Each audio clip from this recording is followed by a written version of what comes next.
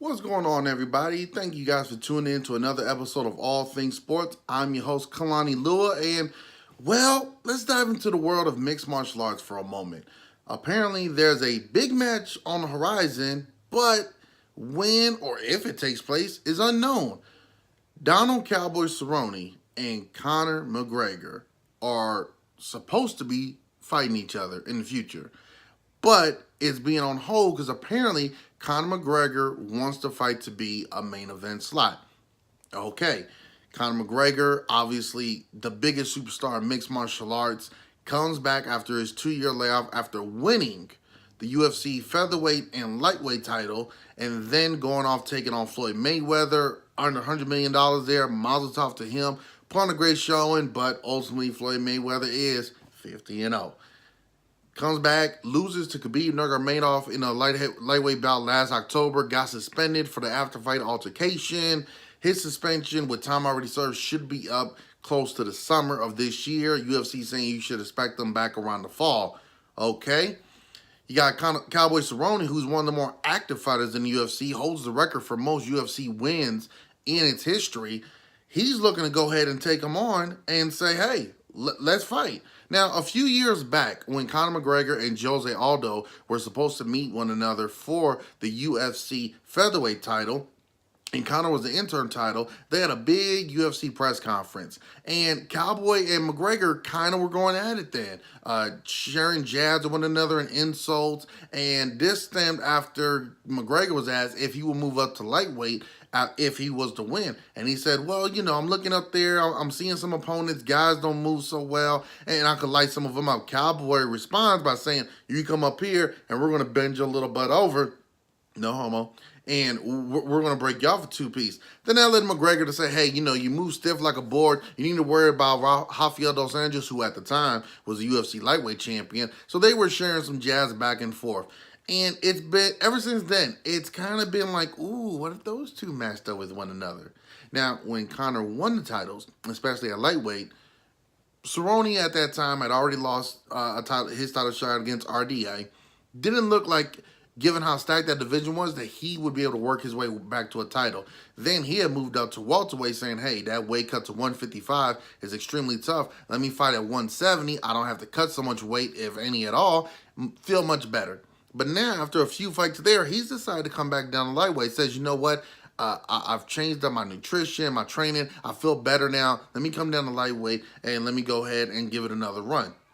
Now with him and Conor wanting to fight each other, Conor doesn't have the title anymore. Obviously, Khabib does. So in order for it to be a main event on a pay-per-view, the UFC's model is, hey, if it's a pay-per-view, the main event always has to be for the title. That's just the way the UFC wants to do business. And, okay, I get that. Pay-per-view shares, big money. Conor McGregor, your biggest star. Oh, all right, cool. And for McGregor, I can see where he's coming from.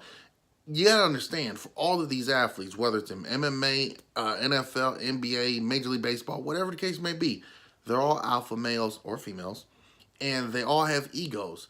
Some portray it differently than others. That's totally fine. We all do the same in everyday life.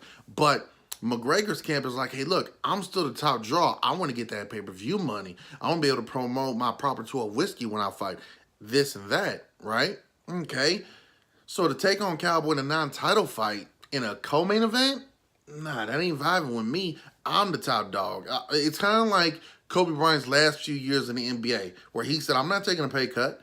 I'm not going to be the guy that sits around averaging 15, 12, 10 points in my career. When I can't score 22, 24, 25 a game, I'm calling it a wrap. And he did.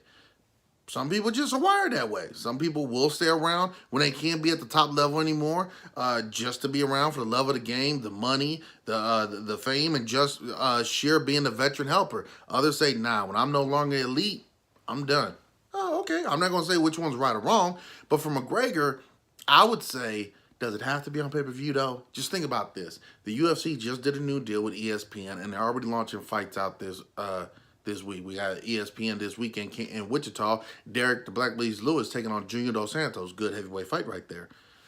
So why not put these two on an ESPN card? Now, I know it's not pay-per-view, but hear me out. The UFC could shell out a little bit more money and give them maybe a share of the ratings by and how all that breaks down, the TV shares and everything on there. But you put Conor McGregor, the biggest star in mixed martial arts, on ESPN, real ESPN, not ESPN2, not ESPN Deportes, not EPS Plus, ESPN. And you now give him an American contender in Donald Cowboy Cerrone. The reason I say that is just because for the casual fans, that could be something that you could vibe to, like, oh man, whenever nations fight each other, whether it's Brazil, Canada, Russia, Ireland, US, whatever, it's always a little bit bigger. It's that national pride that we have. Same thing when we see the rugby sevens, the Olympics every year. So that's more so what I'm going at. But you put those two in the main event on an ESPN card, that could do. In fact, that could set your ratings record for ESPN and for the UFC on ESPN. UFC loves to break records, right? That's one record that you could set right there. And just for shits and giggles, in the co-main event, since it could potentially be her last fight in the UFC, you could put Chris Cyborg versus Megan Anderson there. Chris Cyborg just lost her featherweight title to Amanda Nunes. Okay. Well, she could take on a true featherweight in Megan Anderson. They could fight one another for a number one contendership possibly, or just to say, hey, this is Cyborg's last fight in the UFC because she's only got one fight left on her contract. I don't know if they want to put it in Curitiba, Brazil, where she's from. Okay, but let's just say that doesn't work out. You could put two potentially big stars there. You got the main event, but in the co-main event, you got Chris Cyborg, Cyborg Nation. She is a huge draw. She really is. Despite her last loss, she is a decent draw. She's not as big as Ronda Rousey was, but she still is a good draw for the women's division. And you got Megan Anderson, someone who now the casual fans can see. And if Megan could go in there and get a victory or at least put on a very good showing, she now could be known to where people say, oh, okay, yeah, that's that girl. Because Megan Anderson, coming from Invicta FC, she really didn't have that that foundation fan base where people were like, oh, man, this and that. They were kind of like, wait, who? Oh, she was the last featherweight champion for Invicta, and Cyborg's the featherweight champion for UFC. Oh, champion versus champion. Okay, but we really don't know who she is. But now that Cyborg doesn't have the title, those two can meet each other in the co-main event. You got the main event set. You got a co-main event. Those are two big fights right there. And with that, you set the record for the UFC on ESPN as far as ratings go, number of viewers. You probably get even more subscriptions to ESPN Plus. It's a win, win, win. So I think that works out pretty well.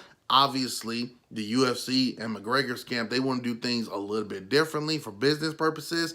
But I think this should be a pretty, I wouldn't say easy move because nothing easy in the world of business, especially in the fight game. But I would say this kind of makes a lot of sense. And you could, you don't put them in Wichita, Kansas, obviously, but you're on ESPN.